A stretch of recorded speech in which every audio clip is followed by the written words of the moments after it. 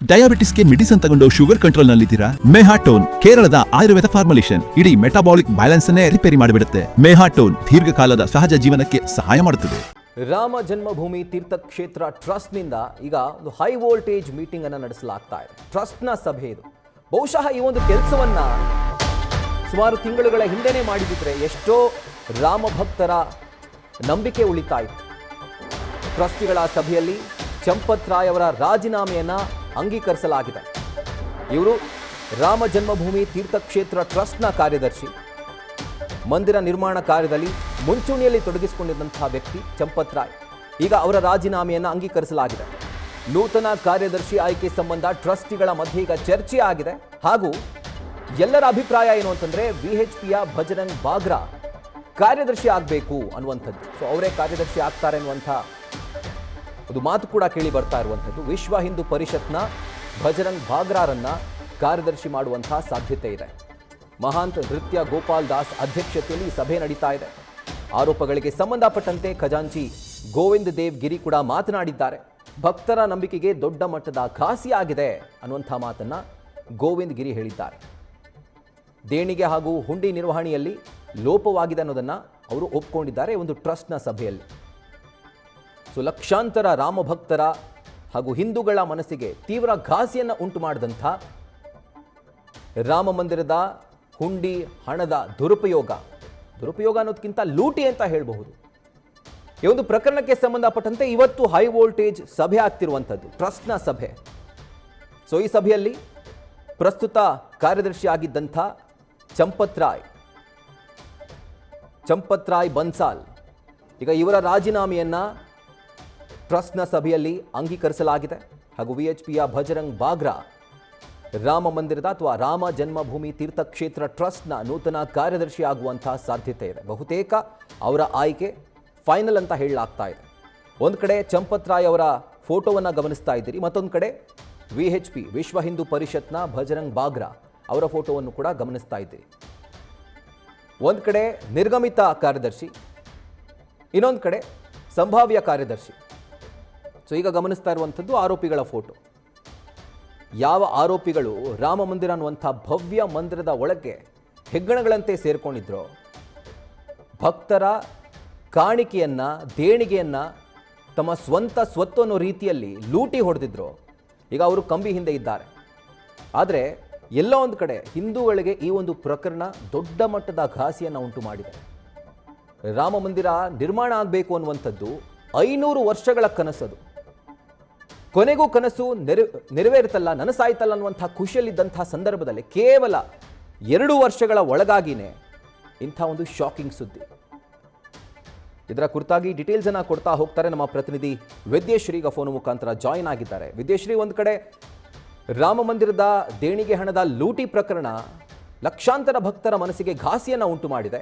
ಅದಕ್ಕೆ ಸಂಬಂಧಪಟ್ಟಂತೆ ಒಂದು ಹೈ ವೋಲ್ಟೇಜ್ ಟ್ರಸ್ಟ್ನ ಸಭೆ ಇವತ್ತಾಗಿರುವಂಥದ್ದು. ಹಾಗಿದ್ರೆ ಸಭೆಯಲ್ಲಿ ಏನೆಲ್ಲ ಚರ್ಚೆ ಆಯಿತು, ಯಾವೆಲ್ಲ ನಿರ್ಣಯಗಳನ್ನು ಅಂಗೀಕರಿಸಲಾಯಿತು, ಡೀಟೇಲ್ಸ್ ಕೊಡೋ ಹಾಗಿದ್ರೆ. ರಾಹುಲ್, ಸಭೆ ಇನ್ನೂ ಕೂಡ ಕಂಟಿನ್ಯೂ ಆಗಿದೆ. ಅಧ್ಯಕ್ಷರಾಗಿರುವಂತಹ ನೃತ್ಯ ಗೋಪಾಲ್ ದಾಸ್, ಮಹಾಂತ ನೃತ್ಯ ಗೋಪಾಲ್ ದಾಸ್ ಅವರ ನೇತೃತ್ವದಲ್ಲಿ ಸಭೆ ನಡೀತಾ ಇರೋದು. ಆ ಸಭೆಯಲ್ಲಿ ಹಲವು ವಿಚಾರಗಳು ಚರ್ಚೆಯಾಗ್ತಾ ಇದೆ. ಬಹಳ ಪ್ರಮುಖವಾಗಿ ಚಂಪತ್ ರಾಯ್ ಹಾಗೆ ಅನಿಲ್ ಮಿಶ್ರಾ, ಈಗಾಗಲೇ ರಾಜೀನಾಮೆಯನ್ನ ಕೊಟ್ಟಿರುವಂತಹ ಚಂಪತ್ ರಾಯ್ ಅವರು ರಾಮ ಜನ್ಮಭೂಮಿ ತೀರ್ಥಕ್ಷೇತ್ರ ಟ್ರಸ್ಟ್ನ ಕಾರ್ಯದರ್ಶಿಯಾಗಿದ್ರು. ಅವರು ಹಾಗೆ ಅನಿಲ್ ಮಿಶ್ರಾ ಮತ್ತೋರ್ವ ಟ್ರಸ್ಟಿ, ಇವರಿಬ್ಬರ ರಾಜೀನಾಮೆ ಅಂಗೀಕಾರ ಆಗುತ್ತಾ ಇಲ್ವಾ ಅನ್ನೋದು ಬಹಳ ದೊಡ್ಡ ಪ್ರಶ್ನೆಯಾಗಿತ್ತು. ಟ್ರಸ್ಟ್ನ ನಿರ್ಧಾರ ಏನಾಗಿರುತ್ತೆ ಅನ್ನುವಂತಹ ಕುತೂಹಲ ಇತ್ತು. ಯಾಕಂದ್ರೆ ಅವರಿಬ್ಬರನ್ನ ಈಗಾಗಲೇ ಎಸ್ಐಟಿ ಅಧಿಕಾರಿಗಳು ವಿಚಾರಣೆಗೂ ಕೂಡ ಒಳಪಡಿಸಿದ್ದಾರೆ. ಅವರಿಗೆ ಸಂಬಂಧಪಟ್ಟವರು ಅರೆಸ್ಟ್ ಕೂಡ ಆಗಿದ್ದಾರೆ. ಅದು ಕಾರ್ ಡ್ರೈವರ್ ಆಗಿರಬಹುದು ಅಥವಾ ಸಂಬಂಧಿಕ ಆಗಿರಬಹುದು. ಒಟ್ಟು 8 ಜನ ಏನ್ ಅರೆಸ್ಟ್ ಆಗಿದ್ದಾರೋ ಈ ಪ್ರಕರಣಕ್ಕೆ ಸಂಬಂಧಪಟ್ಟ ಹಾಗೆ. ಹಾಗಾಗಿ ಹಲವು ಅನುಮಾನಗಳು ಅವ್ರ ವಿರುದ್ಧವೂ ಕೂಡ ಇತ್ತು, ಆಕ್ರೋಶ ಕೂಡ ಇತ್ತು.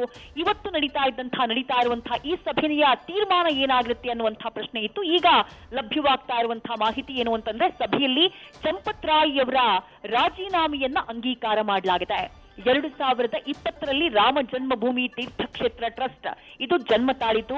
ಅಯೋಧ್ಯೆಯ ಆ ರಾಮ ಮಂದಿರ ದೇಗುಲವನ್ನ ನಿರ್ವಹಣೆ ಮಾಡುವುದಕ್ಕೆ ಅಂತ ಹೇಳಿ ನಿರ್ಮಾಣವಾದಂತಹ ರಚನೆಯಾದಂತಹ ಒಂದು ಟ್ರಸ್ಟ್ ಇದು. ಜೊತೆಗೆ ರಾಮ ಮಂದಿರ ನಿರ್ಮಾಣದಲ್ಲೂ ಇವರ ಪಾತ್ರ ಬಹಳ ಮುಖ್ಯ ಆಯಿತು. ಆದ್ರೆ ರಾಮ ಮಂದಿರ ನಿರ್ಮಾಣ ಆದಂತಹ ನಂತರದಲ್ಲಿ ರಾಮ ಜನ್ಮಭೂಮಿ ತೀರ್ಥಕ್ಷೇತ್ರ ಟ್ರಸ್ಟ್ ದಾರಿಯನ್ನ ತಪ್ಪಿಬಿಡ್ತಾ ಅಥವಾ ಅದರಲ್ಲಿ ಇದ್ದವರು ದಾರಿ ತಪ್ಪಿ ಬೇರೆ ರೀತಿಯ ಅಕ್ರಮಗಳಿಗೆ ಕಾರಣ ಆದ್ರ, ಇದು ಇರುವಂತಹ ಪ್ರಶ್ನೆ. ಆ ಬಗ್ಗೆ ತನಿಖೆ ನಡೀತಾ ಇದೆ.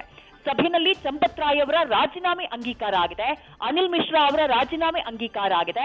ಈಗ ರಾಮ ಜನ್ಮಭೂಮಿ ತೀರ್ಥಕ್ಷೇತ್ರ ಟ್ರಸ್ಟ್ಗೆ ಮತ್ತೋರ್ವ ಕಾರ್ಯದರ್ಶಿಯ ಆಯ್ಕೆಯಾಗಬೇಕು. ಆ ಕಾರ್ಯದರ್ಶಿಯ ಆಯ್ಕೆಯ ಸಂದರ್ಭದಲ್ಲಿ ಕೇಳಿ ಬರ್ತಾ ಇರುವಂತಹ ಹೆಸರು ಬಜರಂಗ್ ಬಾಗ್ರಾ ಅವರ ಹೆಸರು.